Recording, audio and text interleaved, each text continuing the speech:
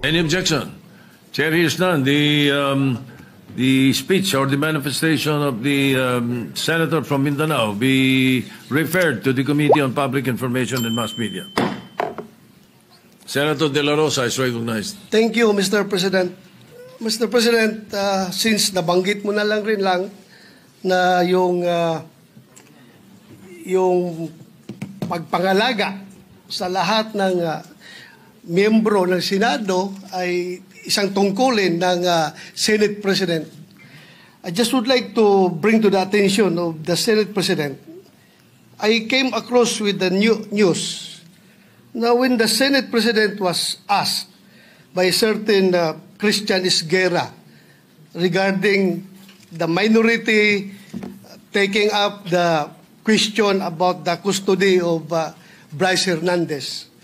Ito po ang sagot ng ating Senate President, which I find it very, very, very sad because being the Senate President, we hope that you are going to take care of not only the majority, because you're not the majority leader, you're the Senate President, and we hope that the majority and the minority will be taken care of by the leadership of the Senate. And if I quote your answer, Mr. President, gimmick yan ng minority. Hindi ba nila naiisip na baka si Martin Romualdez ang tuta ko? Makabintang sila porque pinagbigyan ko yung TRICOM, tuta na ako. May ginawa ba akong illegal? Yung request ng House of Representatives, illegal? Hindi. Ang gusto ninyo, awayin ko yung House of Representatives on day one. Mamatay sila sa sama ng loob. So, malungkot lang ko ito, dalawang punto, Mr. President. Unang-una, yung mamatay sila sa sama ng loob. Kami, Mr. President, hindi mo po kami mapatay sa sama ng loob dahil hindi na po masama ang loob namin dahil tanggap na namin na kami ang minority. Ang kinasama lang ng loob namin is bakit kailangan pang patayin kami sa sama ng loob? Hindi na po masama ang loob namin. Tanggap na namin na kami minority. At pangalawang punto, Mr. President, gimmick lang ng minority yan. Ang Senado po, hindi po ito noon-time TV show na puro gimmick ang ating tinitikap dito. Kami po ay nag-raise dito ng legitimate issues which requires legitimate attention. So, Mr. President, ako po ay nalulungkot which brings me to my parliamentary inquiry, Mr. President, na yung si Bryce Hernandez, yung kanyang custody was transferred, physical custody, I'm talking about physical custody, was transferred from the Pasay City Police Station to the Senate Sergeant at Arms room. Through yung from correction, from Camp Crame to Pasay, it was done through plenary action. Now, lately we heard that he was again transferred from Pasay to the Senate without plenary action. This is my parliamentary inquiry. Kung is a parliamentary action can be subverted by an action which is not a parliamentary action? Yun lang tanong ko. Matter of procedure lang, Mr. President. Dahil kung ganun, kailangan klaruhin natin yung ating rules. Thank you, Mr. President. Before I recognize the majority leader to place on record the recommitment of Mr. Hernandez, when I said mamatay sila na sama ng loob, we were addressing the trolls because it was the trolls who were saying something to that effect. Na misunderstood nila completely. No? I'm not supposed to do this. I'm not supposed to answer you here in the rostrum, but I cannot help but do that because you took the floor and parang sinisita mo yung Senate President, which is very unparliamentary. But nevertheless, I will answer you. Ano? Like, for example, yung sinasabi nila na sumunod daw ako kay Martin Romualdez. Just because I mentioned that Martin Romualdez called me, does not mean that ako'y sumunod sa kanya. The request was coming from the House of Representatives. And the request was to retain Hernandez in the Congress. At doon ako hindi pumayag. Is that being tuta? So you cannot help but also think na sasama ang loob ko pag binabibintangan ako ng salita. Hindi po ba? So ayun, anyway, mabuti na yung masagot natin yan. At sinasabi ko sa kanila, yung mga trolls, yung mga sinasagot namin. Ngayon, to answer the issue of Mr. Hernandez, the majority leader may read the recommendation or the recommitment of Mr. Hernandez to the Senate custody. Yes, Mr. President. Mr. President, with the permission of the body, we made a study on the action that transpired the last 2 days on the recommitment of Bryce Hernandez dito po sa atin sa Senado. To put on record, this is how it transpired. Last week, it was requested by, of course, the House of Representatives that we detain him in the House of Representatives. Hindi po kayo pumayag. Ang sabi nyo, kung ganun po ang gusto ni Hernandez kasi ayaw nyo pong bumalik dito, ang sinabi mo, hindi pwede. Dapat neutral and safe area doon po sa PNP Custodial Center. So nagkaroon po tayo ng debate dito dahil it was our distinguished colleague, Senator Marcoleta, who raised the issue that why was he put in the PNP Custodial area and not to the Senate detention facility, which was seconded by many of the members of the minority. A debate ensued. After the debate, I asked for a minute suspension and we all suggested na sa Pasay City Jail na lang po dahil malapit po sa Senado. Pero let's not forget the fact that originally, the position of the minority was to bring him back to the Pasay City detention. It was only I who made the recommendation during the break that we keep it in Pasay City Jail because I approached the minority and you all agreed to my recommendation. And then after we started the session once more, the motion was done by the minority, graciously done by the minority, to move him instead to the Pasay City Jail. But upon consultation of the chairperson of the Blue Ribbon Committee, Senator Lacson, the Senate President granted the request as the chairperson of the Blue Ribbon Committee requested that he be brought back to the Senate, which was really, yun talaga ang posisyon ng gusto ng ating minority at the time, para wala ng gulo, pumayag po kayo na dito na lang sa Senado at may request na rin po, for the record, may sulat po si Bryce Hernandez, ang mga abogado niya, na ibalik siya dito at yan po ay confirmed sa kanilang hearing this morning for his writ of amparo before the Pasay City Regional Trial Court. Sinabi po ay doon na lang po ako sa Senado ilagay. So, the Senate President acted on the request na gusto ibalik na lang po dito. Tayo naman po ang tayo naman po ay may kustodiya niya sa kanya. At as a matter of fact, while watching the press con of our distinguished colleague, Senator Marcoleta, nung tinanong sa kanya, sinagot po ni Senator Marcoleta ay tama naman po yan. Dapat talaga dito siya sa Senado. Kasi tayo po ang may kustodiya. Sinabi po ng ating mahal na senador yun.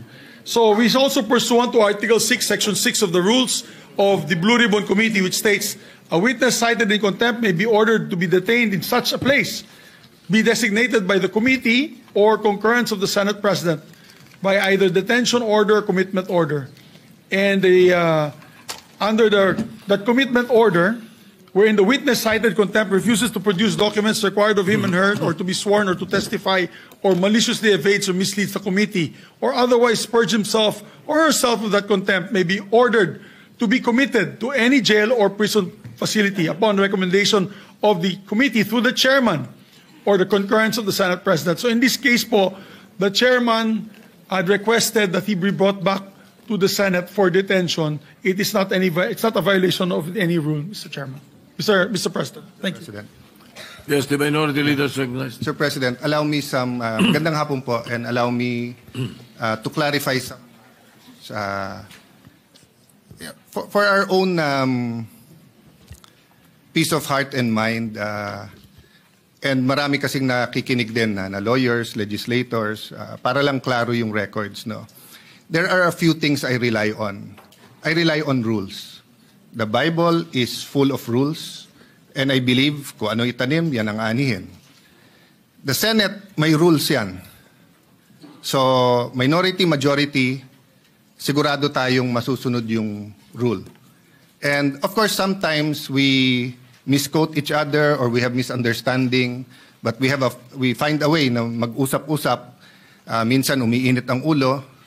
I thank Senator Bato for bringing it up. I thank the Senate President for clarifying that he was referring to those commenting outside because wala na po ni isa sa minority ang nagsabing tuta.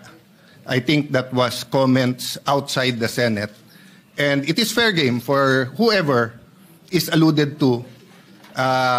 Both ways po, di ba? Pagka may sinabi tungkol sa minority, pero hindi naman kayo nagsabi or hindi dito sa floor or sa media sinabi ng ibang kakampi or supporter, fair game yan. Part ng, another rule is the Constitution. So first, let me clarify yung pagiging unparliamentary.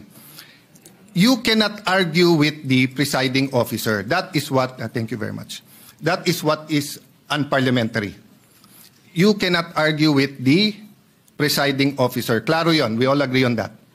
But you can ask a question sa Senate President. Then the Senate President has an option to answer it himself or to pass it to the majority leader or whoever is in charge.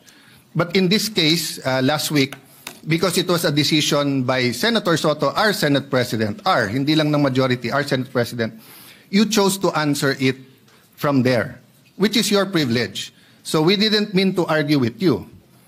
But the procedure would be to either ask someone else to explain it or for the Senate President to go down at dito po mag-argue so that we do not argue with the Senate President. So if there was any form of disrespect, Mr. Senate President, we did not mean that. Pasensya na rin po kayo. But in the same manner, we have to argue our point of view and rules. Kasi dito, ang daming congressman na nabanggit and wala tayong sinasanto dito. So kung may senador na babanggit, so be it. We have to get to the bottom of all of this. We need a national reset. Dapat lumabas lahat ng katotohanan. Nung sinabi kong we all have to repent, totoo yun. We are all sinners, but that doesn't mean na yung most guilty, yung mga guilty, lahat ng involved dito ay hindi dapat ma-expose at dapat parusahan. Ang problema nga, may gumugulo. At kung ikaw ang mastermind, guguluhin mo to. So ang problema namin, Mr. President, is that and I think the Senator Marcoleta, the former chairman, will bring it up, no? Wala pa tayo dun sa state witness, eh. Nandun pa lang tayo sa protection of the witness, sa mga diskayas. Pero lumipat po tayo dito sa Assistant DE. Nagulat po kami kasi nga, hindi binalik sa Senado when he was still chairman. And Majority Leader, just to be concise, I'll read the rule, ha? Sabi dito sa rules sa page 6 of 7, section 6, subparagraph C, a witness cited in contempt may be ordered detained in such a place that may be designated by the committee alone. May word po na alone. Or with the concurrence of the Senate President. And in our discussion, the new chairman admitted that he was not consulted. It was the Senate President. But I myself, I said, siguro pag nasa ganun sitwasyon, kailangan umakto kaagad. I mean, the record, Mr. President, will bear me out, di ba? Na sinabi ko naman, di ba, na ayaw nyo magkaroon ng constitutional crisis, nagsalita yung House, nagsalita yung Senate. Ang problema nga po, hindi naman po simpleng request to ng Speaker of the House, eh. Yung mismong witness, siya nasusunod, eh. Sinabi niya dun sa House, eh, wag nyo na ako ibalik sa Senate, hindi siya binalik. So yes, initially, the issue was not where. The issue is not where to detain him. The issue is who has authority and ano ang rules natin. Ang rules natin yung committee. Ang committee hindi lang yung chairman. But at the last minute, napag-usapan natin dito at hawak ko po ang ating minutes or yung galing ba to sa journal? Transcript, no? Meron pong TSN po to. Nag-motion eh. Ang plenary po mas mataas sa committee. So paano po nangyari na si Assistant DE sa simpleng request niya Hindi naman nag-meeting yung committee. Ako as minority leader, automatic, hindi naman ako nakonsulta. So ang problema namin sa minority is not really where he is detained. Ang problema namin, can we rely on the rules? Because ang tamang procedure doon, kung hindi natin pinagbotohan to sa floor, is that either the chairman decides and we all give our concurrence sa chairman, or he informs us, may letter, anong tingin nyo? Then of course, masusunod naman yung majority, minority naman kami. Pero hindi na naman ganun nangyari. Tapos maririnig namin, mababasa na lang namin sa dyaryo or sa internet or maririnig namin ngayon sa majority leader na yun ang naging desisyon. Hindi pwedeng magdesisyon ang plenary tapos mababaliktad na lang ito. So the issue is not just Bryce. The issue is also the rules of the Senate. Ganun din po I don't know who wants to answer this. Ano ba ang rule natin pagdating sa CCTV? So, I put this on record. I will put it on record. Hanga ako kay Senator Lacson mag-imbestiga. And I support him to go all the way. But hindi ba kung meron tayong sinususpetsya dito, you make a request for the CCTV. And then, you have a conclusion. Kasi kung hindi, lahat na lang tayo titingin sa CCTV. Tapos sasabihin natin dito, may nakita akong ganito, pumunta sa media. May nakita ko, pumunta sa ganito. Di ba? So, yes, the government is under attack and that's legitimate. The Gen Zs are rising up. That's legitimate. They should. But we should not attack ourselves. Kung meron guilty sa atin dito, i-expose natin. Tapos sa Ethics Committee. Huwag natin pigilan ng witness. Kung gusto ituro ni Bryce, kung siyam kami sa minor, ituro niya. Pero sundin natin yung rules, no? So before I let go of the floor, I think Senator Marcoleta on the same topic wants to say some things. But whether he will say it or not, Mr. President, no? I don't know the pleasure of the body sa plenary. At mas marami naman kayo So kung gusto nyo dito sa Senate, de okay. And I think Senator Estrada also found out that both in the PNP custodial and in the Pasay City, walang taga-usaha. Tama ba yun? Sa custodial, hindi totoo na it was under the custody of USAA kasi walang taga-USAA ang nandun. So we do not know what transpired during that time. Kasi pagka under contempt, hindi punishment yun Binibigyan mo ng oras yung witness pag isip-isipan kung magsasabi ng totoo hindi. But if we allow people to come in and talk to him, hindi mo na alam kung sino nag-guide sa witness na yon. Ang pwede lang yung abogado niya, maybe his family, di ba? So I think this is legitimate without pointing fingers to anyone. I don't know what the Discayas will say. I don't know what Bryce Hernandez will say. Let them say everything they want to say.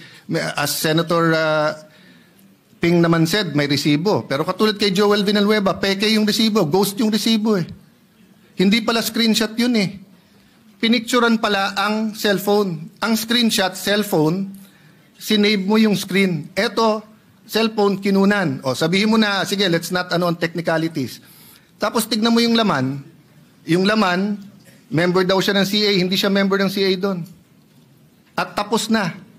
Kay Senator Jinggoy, naka-Amerikana, minsan lang nga lang mag-Amerikana yung tao nung birthday niya. Pero ang picture sinabi, birthday niya, hindi naman. So, yes, may resibo, pero may peking resibo But we will address that at the right forum, Mr. President. But, again, we have to follow the rules. Sabi ng Supreme Court sa case ni Vice President Sara, sa tamang paraan, sa tamang panahon. Senator Marcoleta, will you... Same issue Same issue ba? Yeah, same issue. So that isang sagutan na lang, maybe I can... Mr. President, Majority Leader. yes, we'd like to recognize Senator Marcoleta, please, Mr. President. Senator Marcoleta is recognized. Mr. President, I rise on a question of privilege. There are recent unsettling statements. Yeah, Mr. President, just to, before, my apologies to Senator Marcoleta, because Senator Erwin has been quietly, diligently waiting for his turn to give his privileged speech. Well, if Okay. Senator If Senator Orin is willing to give way, we have no problem, Mr. President. All right, go ahead. You may proceed. And besides, Mr. Majority Leader, I'm rising on a question of privilege, which is the higher and preferred way of speaking before this body. Mr. President, I am armed by the explanation of the minority leader that we're not questioning the prerogative of the presiding officer, but we can question the Senate President on issues that are quite legitimate, such as the matters I would like to raise today. Unsettling because, Mr. President, on September 9, in your interview with ANC Head Start with Ms. Karen Davila about the Blue Ribbon Chairman being a lawyer, your answer is, there is no such thing as a rule na dapat abogado yun. Abogado ka nga, di ka naman magaling mag-imbestiga, di ba? So useless. Mr. President, I'd like to put on record, there was no inclination from this representation na meron man lang kaming sinabi na ang chairman ay dapat, chairman ng Blue Ribbon Committee ay dapat abogado. Wala po kaming kahit na shadow ng inclination. Any reference to that matter, wala po kaming sinasabi. Ngayon po, yung sinasabing abogado ka nga, di ka naman magaling mag-imbestiga, hindi ko po alam kung sino po yung tinutukoy ninyo, sapagkat narinig din po kayo sa inyong mga interviews. Sinabi niyo po, Mr. President, na maraming dissatisfied sa direction na tinahak po ng aking investigasyon nung ako pa po ay chairman ng Blue Ribbon Committee. Hindi ko po alam kung sino po yung dissatisfied sa mga members natin. Wala naman pong perpekto, Mr. President, pero sa akin pong pananaw ay ginawa ko po yung aking makakaya. Kung meron man po akong pagkukulang, ay humihingi po ako ng tawad sa aking mga kasamahan sa Blue Ribbon Committee. Ngunit hindi ko po sinadya na ilihis sa direksyon ng tamang pag-iimbestiga ang ating Blue Ribbon Committee. Noong September 10 po, 2025, ang programa pong Sa Totoo Lang, sa 1PH, nandun po yata si Job Francisco, Chicky Berhel, Cheryl Cosim. Ang sabi po ninyo, with reference to the affidavit of the Discayas, may suspetsa kami na inedit yung affidavit. Mr. President, ito po ay indirect affront to the integrity of this representation. Yung lamang pong pagsuspetsahan niyo na inedit yung affidavit, paano kayo nagsuspetsa? Ano po ang ginamit ninyong batayan at pagsususpetsahan ninyo na maring inedit yung affidavit? Ako po bilang chairman ng Blue Ribbon Committee, nagpakaingat-ingat po ako nung sila po sa pamamagitan ng kanilang mga taga-lapit, ay minabuti ko pong hingin sa kanila. Sumulat sila sa akin para malaman ko kung talagang meron silang kagustuhang magpahayag ng kanilang saloobin tungkol sa dinidinig natin sa Blue Ribbon. At gusto kong masatisfy ang sarili ko, Mr. President, kung totoo nga at kung bakit nila gagawin. So nakareceive po ako ng sulat sa kanila, handwritten. At nung malaman ko po na talagang galing sa kanila ang pagpapahayag na voluntaryo, sinabi ko, sige, gawin ninyo. At kinakailangan, bago nyo ibigay sa akin, notaryado na yun. At yun pong affidavit na yun, o subscribe sworn statement, Mr. President, ay naibigay sa akin, araw na po, maggagabi na po ng araw ng linggo, in a sealed envelope. At kung sinasabi po ninyo na ang SOP ay dapat na ibigay sa mga miyembro ng ating Blue Ribbon, wala na pong pagkakataon sapagkat sa umaga po alas 9 ay magsisimula na po ang Blue Ribbon Committee. Noong September 14 po sa Twitter ninyo, meron po kayong binanggit at ito po ang nakasulat. Very devious. Wala pang hearing ang Blue Ribbon ni Ping Lacson. Gusto ng ilang magpalitan agad. What are they so afraid of? Bakit minamadali WPP agad ito? Ano bang nangyari? Malalaman natin sa Blue Ribbon kay Senator Lacson. Meron siyang investigasyon ginagawa tungkol dyan. Ano po ba yung pinanggalingan ng mga salitang yun, Mr. President? Sino po yung natatakot? Sino po yung nagmamadali?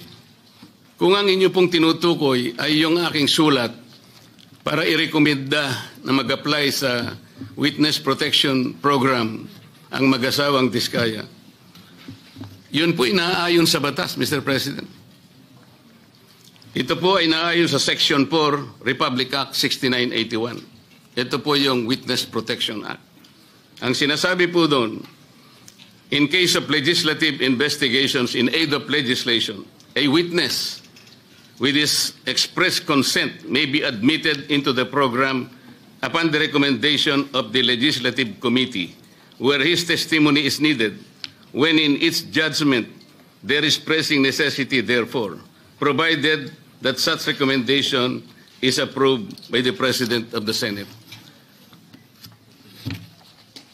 Ang committee po ay nagpasya, Mr. President, kasi hiniling po nung Diskaya sa kanilang sworn statement na meron tangka sa kanilang buhay, sa kanilang seguridad, ang kanilang pamilya at kanilang mga anak.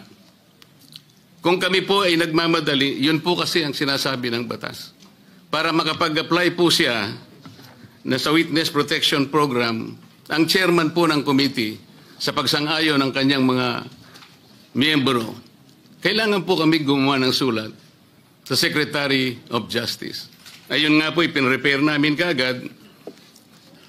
Hindi nga lamang po napirmahan ng pumalit na Senate President sapagkat nagpaliwanag siya, nalaman pala niya na meron palang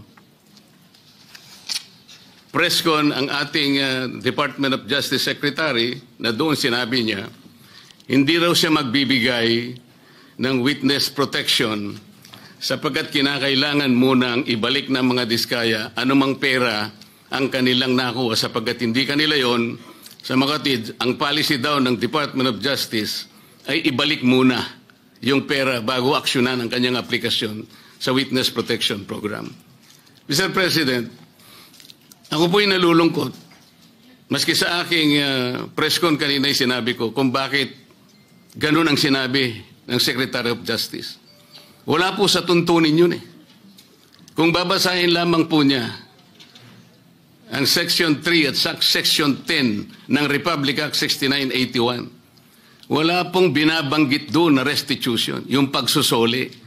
Nag-uumpisa lang po sa pagsusuri, sa pag-iimbestiga ang komite. Meron na po bang halaga na dapat isuli? Na-determine na po ba yun? Meron na po bang ruling na kung ano yung kung sino at gaano ang isosoli ng kung sino man ang may kasalanan? Meron na po bang ganun? Wala po eh. Prospective lang pong mag-a-apply eh. Nasa sections 3 and 10 ang mga requisites kung ano-ano po yun. Mga 10 requisites po yun. Yung restitution, wala po ron eh. Kaya po ako'y nalulungkot kung bakit po binanggit yun ng Secretary of Justice. Samantalang, nung pong linggo, bago magkaroon ng hearing noong September 8, nagkausap pa kami at binigyan pa niya ako ng kasiguruhan na sige, ibigay mo na sa kanila ang pangangako na mabibigyan natin sila ng immunity sapagkat tayo naman ay magkapartner sa kagustuhan natin, pati yung Witness Protection Program ay ating maipasakagad. So yung pagbibigay po niya sa akin ng garantiya, kasama na po yung kanyang USEC. Yan ang nagbigay sa akin ng lakas na loob. Kaya ako'y sumulat kagad. Hindi ko alam na babaligtarin ako ng Department of Justice. Ngayon po, Mr. President, yun po ang ginamit ninyong dahilan kung bakit hindi nyo pinirmahan. Sana man lang po ay napakarami naman ninyong mga abogado sa inyong opisina rin. Binasa nyo sana yung batas. Kung yung restitution po ay isa sa requisite para ang isang tao ay makapag-apply man lang. Yun po kasi yung prinsipyo ng batas eh. Bago siya gumawa ng isang marahas na kapasyahan, alam niyang mag-aalanganin ang buhay niya. Magsasabi siya, nung inaakala niyang maaaring makapaglagay sa panganib ng kanyang buhay, kailangan nga bigyan natin din siya ng protection. Yun po yung batas eh. Hindi ko nga po alam kung bakit sasabihin ninyo, bakit may pagmamadali? Dito pa nga po sa sinabi ninyo noong September 13, Mr. President. Ang reading ko, sabi po nyo, camouflage lang yun eh. To put me and the leadership of the Senate under the gun. Kunwari, merong naiinis sila. Kung bakit ko pinirmahan, kung bakit hindi ko pinirmang sulat sa DOJ. Baka may commitment sila to someone, to some people. Is there a commitment somewhere? Baka merong nakiusap na pwede silang ipasok sa Witness Protection Program. Lahat po ng ganitong mga pagsususpetsa is a direct affront to the integrity of this representation, Mr. President. As a member of the Senate, bakit po kinakailangan magkaroon tayo ng ganitong pahayag sa publiko na walang basihan ni katitingman? Ito po yung nakakalungkot. Noong September 10, sa bilyonaryo interview with Ms. Corina Sanchez, ang tanong po ni Ms. Corina, Bryce Hernandez natatakot daw po siyang bumalik sa Senado. May basihan po ba ang kanyang pangamba? Yun po yung tanong niya sa ating Senate President. Ang sagot po ng ating Senate President, sabi niya sa House, makatwid parang kinonfirm niya. Ang nangyari, yung mga congressmen nag-request na kung pwede daw huwag ibalik sa Senate dahil meron daw siyang binabanggit na mga senador. So ang ginawa naman ng mga congressmen, nakiusap kay Speaker, si Speaker tinanong sa akin, dahil ang sinasabi raw kung pwede mo nang i-retain. Sabi ko, hindi pwede dahil sa legal custody namin yan eh. Dahil merong contempt dyan sa Senado. Nakikiusap sila kung pwede na huwag sa Senate mismo, hindi naman i-retain sa House. Ang umandar sa akin, siyempre, yung tinatawag na parliamentary courtesy. Kasi meron silang nakakontempt doon, yung si Mendoza, gusto rin naman namin kunin yun. Alam ko later, iimbitahan namin yun. So ang nangyayari po, Mr. President, kaya ba dinidiscredit, kaya ba pinagsususpetsahan yung Diskaya, sworn affidavit, sapagkat may binanggit siyang 17 congressmen? Yun po ba ang dahilan? Bakit naman po nung siya yung Hernandez ay nag-testify sa House, bakit kagyat nating pinakinggan naman ang kanyang katwiran? Dahil may binanggit naman siya, di umano, na may kasalanan na dalawang kasama natin dito. At saka siya nagsabi na, huwag niyo na akong ibalik doon, sapagkat manganganib ang buhay ko. Ang maliwanag po dito, pagka ang nagsasalita si Bryce Hernandez, parang merong kagad pagpapatibay. Parang pinaniwalaan na natin na maaaring manganganib ang buhay niya sapagkat meron siyang binanggit na dalawang kasama natin. Paano yung buhay ng Diskaya na inimbitahan nila doon? Na binigyan na, bigla na lang nating, wala man lang tayong aksyon. Samantalang 17 congressmen ang binanggit niya. Hindi niyo ba naisip, manganganib din ang buhay niya? Pero walang nagsalita dito sa atin. Yun po yung aking nakikita. Huwag po tayo mag-aaway-away. Ang ating pong hinahanap ay katotohanan lang. Pero kung ganito po ang gagawin natin, manggagaling po sa ating Senate President, magpapalipad po kayo ng salita na kami po ay wala namang kinalaman. Lalong-lalo na po ang representasyong ito. Kahit minsan wala po akong sinabihan na mas magaling po ako. Wala po akong sinabing ganun. Ang sinabi ko lang, ang pagkakaiba po ng investigasyon ng Senate Blue Ribbon Committee is in aid of legislation. Kung ang direksyon ko pong yun ay mali para sa inyo, nasa sa inyo na po yun. Pero yun po ang nalalaman ko. Sa 3 pagdinig lamang po, nasabi ko na po kanina sa press con, Sa 3 pagdinig pa lamang po namin, nakita ko na po ang pangangailangan ng halos 14 na legislative measures na dapat natin kagad na ipasa para sa ganon, maayos natin, ma-address natin kagad ang malalang problema ng corruption sa ating bansa. Maraming salamat po sa pagkakataon, Mr. President. Thank you, Senator Marcoleta. Majority Leader, Yes, Senator Kiko Pangilinan would like to be recognized, Mr. President. an objection?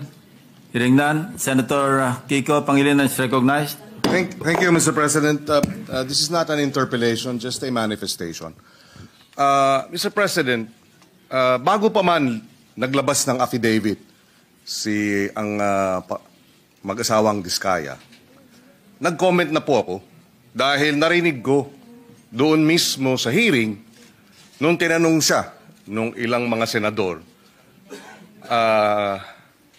Binanggit niya ang mga pangalan at sinabi niyang mula 2022. Hindi bago ng 2022. Wala pa ho silang affidavit noon, tinanong sa kanila sa hearing.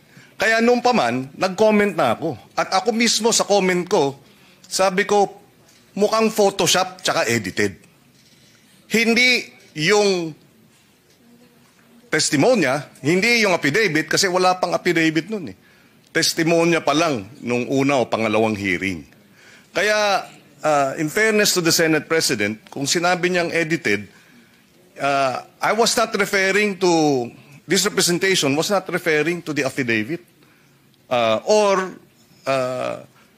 in any way referring to the chairperson of the Blue Ribbon Committee. I was referring directly to the testimony given during the hearing, public hearing, of the Diskayas, that they said they started flood control projects in 2016 and then went on to continue until 2025. And they too said na itong mga binanggit nilang pangalan ay sa 2022 lang. So kahit na wala pa ho yung affidavit, doon pa lamang sa kanilang mga testimonya during the public hearing, nakita ko na mukhang hindi kapani-paniwala. At least this is my view as a lawyer, na mukhang kung gagawin silang state witness, kinakailangan buo, hindi edited. And when I refer to edited, sila bilang mga testigo, ine-edit nila. Hindi yung chairman ng komite, hindi yung sa I was not referring to the affidavit, I was referring to their testimony when the affidavit had not yet been actually submitted. Just for the record, Mr. President. Thank you, Senator Pangilinan. In addition, Mr. President, in addition, point number 2, sorry. I was a member and continue to be a member of the committee, the Blue Ribbon Committee. Unfortunately, as was pointed out by the former chairperson, it is the committee that decides as to whether or not we will agree to have a witness taken as in custody to become a witness under the Witness Protection Program. Unfortunately, as a member of the committee, I was not able to read the letter of the chairman then addressed to the Department of Justice. So in that case, Mr. President, sabi siguro kanina, if I heard correctly, nagmamadali dahil nga yung seguridad ng ating mga magiging witness dapat ay paramount. Pero sa akin, mas paramount siguro na may process na ang mga committee members makita man lang yung sulat bago ito'y ma-repair sa Department of Justice. Wala akong nakita, wala po akong nabasa. Nakita ko na lang sa dyaryo, Mr. President. Mr. President, kailangan lang masagot yung manifestation ni Senator Kiko. For a while, Importante lang, Senator Marcoleta, Mr. President. you have not been recognized yet. Majority Leader. Yes, Mr. President, we'd like to recognize. He may be allowed, if with the permission of the Senate President, let him allow him to answer, or at least reply to the manifestation of Senator Kiko Pangilinan, and then after we'll recognize our Senate President for his interpellation. Thank you, Mr. President. Wait for a while. Senator Marcoleta is recognized. Thank you. Maalala po natin, Mr. President, na nung pangalawang hearing po ng Blue Ribbon Committee, doon po namin finload yung idea na kung nais po ng mga resource persons, particularly po yung mga 15 contractors na naimbita sa ating Blue Ribbon, kung gusto ninyo na magsalita kayo, come into the open, pinload po namin sa second hearing yon. Makakatulong po kayo sa Estado, lalong-lalo na po kung magbabanggit kayo ng mga taong alam ninyo na mas malaki kaysa sa inyo kung bakit nangyari ang matinding korupsyon sa ating bansa. So pinupload po natin yung idea na maaari silang mag-apply under the Witness Protection Program. Kaya po yung una nilang pananalita, nung sila ay wala pa po at hindi pa nakumbinsi siguro na lalabas, iba po yung kanilang testimony sigurado. Ngunit nung malaman nila na may pagkaseryoso naman po yung offer namin, na kung makakatulong po kayo, magsabi na kayo ng totoo, baka po, sabi namin, yung criminal prosecution, madidispense na yon, pinaka most likely siguro, pagdating ng araw, civil liability na lang ang haharapin ninyo. Meron po akong paniwala na pinag-isipan nilang mabuti yon, kaya lumabas yung mag-asawa na yon. Nung lumabas sila, natural, dahil sa magsasabi na sila ng totoo, lalabas po talaga kung anong gusto nilang sabihin. Maring taliwas po doon sa narinig na nauna na pahayag ni Senator Kiko. Sa mga tweet, hindi po pwedeng pagbasihan yung nauna nilang pagsagot sapagkat hindi pa sila nakapagpasya na kanilang sasabihin na kung anong nalalaman nilang totoo sa kanilang kalooban. Yun po yung totoong nangyari ron. Kaya hindi po ako naniniwala nang dahil lamang doon sa maaring hindi pareho nung una yung kanyang testimony at doon niya na sinabi yung buong katotohanan ay maaring edited o maaring may pagbabago o hindi pwedeng pagbasihan. Sa aking palagay po, ang pinag-uusapan natin, ano man yung kanilang sinumite, wala pong karapatan ang sino man sa atin na husgahan yun eh. Yun po yung kanilang nalalaman eh. Pagdating po ng araw, ang korte na po ang gagamit doon. Kung sakasakaling matapos po yung investigasyon na ito, nagkaroon po ng committee report at sinumiti po at ang rekomendasyon po ay ipagsakda lahat ang mga tao may kinalaman dito. Yun pong mga ganong klaseng dokumento ay pupunta rin sa korte eh. And in the final analysis, only the court can determine yung veracity o yung kawalang katwiran, kung meron man, ng mga naunang pahayag. Yun po yung gusto naming mapansin, Mr. President. Salamat po. Thank you, Senator Marcoleta. The Senate President is recognized. Thank you, Mr. President. Thank you, Mr. President.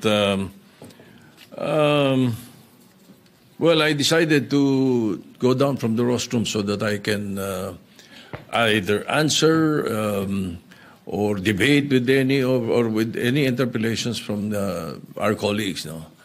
But let me just try to explain some of the points that were raised that, to me, and that is my opinion, inaccurate yung mga intindi or inaccurate yung perception in these interviews that the media has been conducting with me. Ang totoo nga yan, dami ko pa nga iniiwasan na interview eh. Kukunti pa nga yun eh. Pero whenever I am asked, I come out with my opinion. You don't like my opinion, but you have to respect it. In much the same way as I respect your opinion, whatever it is. No, but when it comes to the issue of legal, there are rules to follow. So let me start with what the minority leader said as far as the Blue Ribbon Committee is concerned and the order. Malinaw sa rules natin eh. A witness cited in contempt may be ordered by detained in such a place as may be designated by the committee alone or andun yung or with the concurrence of the Senate President by either A, one detention order, So it's the Senate President has the power to do that. Ngayon, nung binibigay sa akin yung binigay sa akin yung sulat para i-recommend yung witness protection program ng mga Discayas, ang feeling ko incomplete eh. Ang usapan at narinig ko ito kay Secretary of Justice, kailangan tell all, hindi tell half. Di ba? Ang mga binabanggit, 2022 to 2025 eh. Sila number one contractor, 2016 to 2022 eh.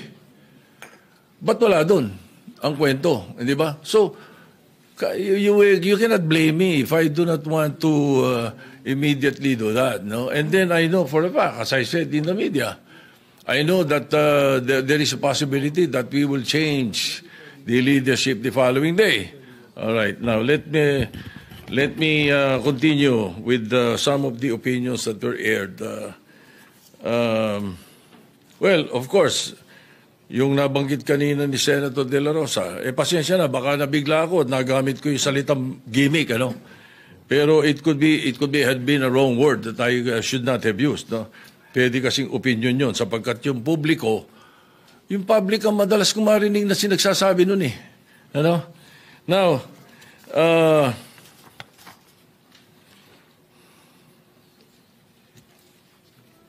as far as I'm concerned, there's nothing illegal or out of the rules that we have done. My opinion, as aired, kung hindi nyo nagustuhan, pagpasensya nyo ako. Kung hindi nyo nagustuhan yung mga sinabi ko, na opinion ko. Pero I never mentioned names. When I said, baka na-edit, tama yung sinabi ni Senator Pangilinan. Iba yung thinking eh. Bakit iisipin nyo kagad na pinapa-edit ko yung affidavit? Hindi ba? Hindi eh. So, and when I say those things, you should not feel alluded to. Wala naman akong binanggit na pangalan eh. Di ba? And then yung tinatanong, binanggit yung tungkol sa the Blue Ribbon being a lawyer, does not have anything to do with Senator Marcoleta. It was a question by the public. It was a question even by Secretary Claire Castro or Attorney Claire Castro. The question was, di ba kailangan abogado yun? So that was asked of me. And I said, no. Nothing in the rules says so. Wala naman talaga eh. As a matter of fact, we elected Sani Alvarez as Blue Ribbon Chairman for 2 years. And he is not a lawyer. Binagdebatihan na namin nila Neptali Gonzales yan, saka nila Ernie Maceda yan, matagal na. Ano? No. He's never a lawyer. Sani Alvarez was not a lawyer. Oh, we even debated about it. No, I am very sure, 100%. Oh. Anyway, so again, no, wala akong binabanggit na gano'n. You should not feel alluded to when I say na among kasi, at tinatanong nila, hindi naman daw abogado Senator Lacson. Magaling na investigador eh. Di ba? Talo niya ng karaniwang abogado. Hindi ko sinabi, si Senator Marcoleta, abogado na yun, o sino pang abogado. I never mentioned any name. I was saying, napakadaming abogado sa Pilipinas, libo-libo. So a lawyer who was not well-versed in investigation, mas gusto ko na yung investigador. That was my point. Ano ba? Why will you feel alluded to, Mr. President, if I did not mention your name? Di ba? Now,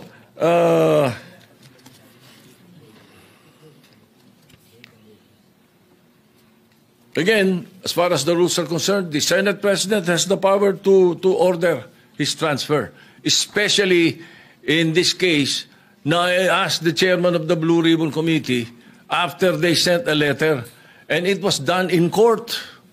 It was done in the RTC 112 this morning. That was where the letter was transmitted to Attorney Valentina of the Senate Legal, who was representing the Senate in the hearing of the writ of amparo. Yun ang istorya nun. So the request must go back to the Senate.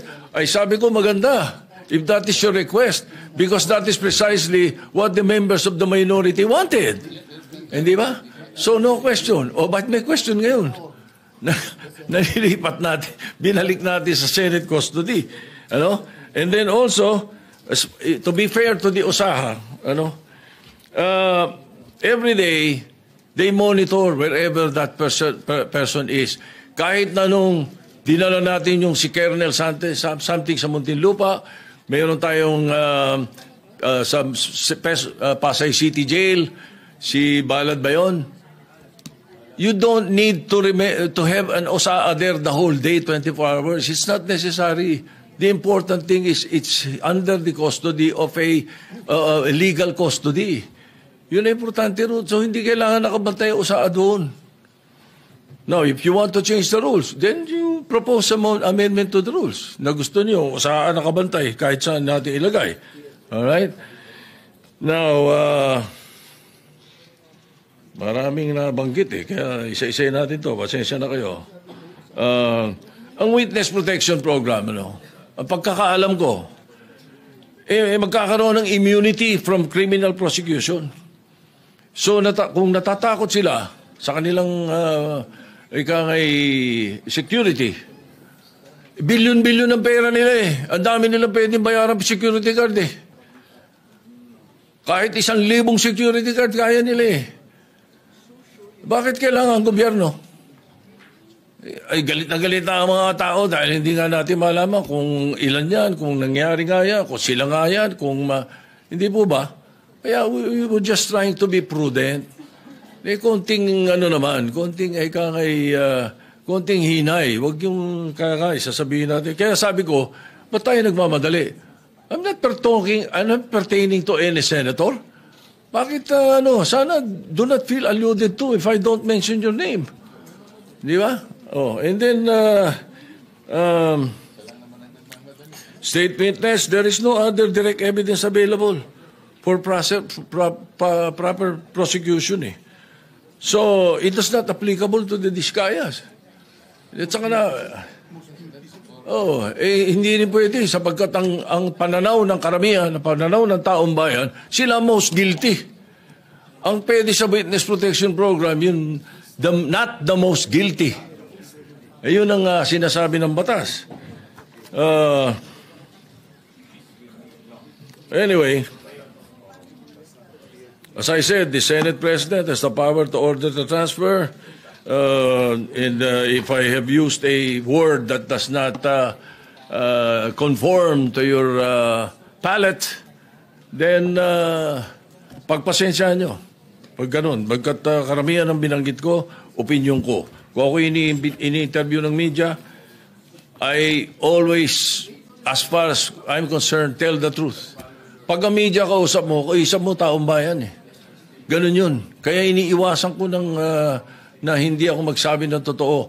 Kung opinion ko hiningi, binibigay ko opinion ko, hindi ko tinatago. So if you don't like my opinion, I'm sorry, Mr. President. But that's how it is. Thank you.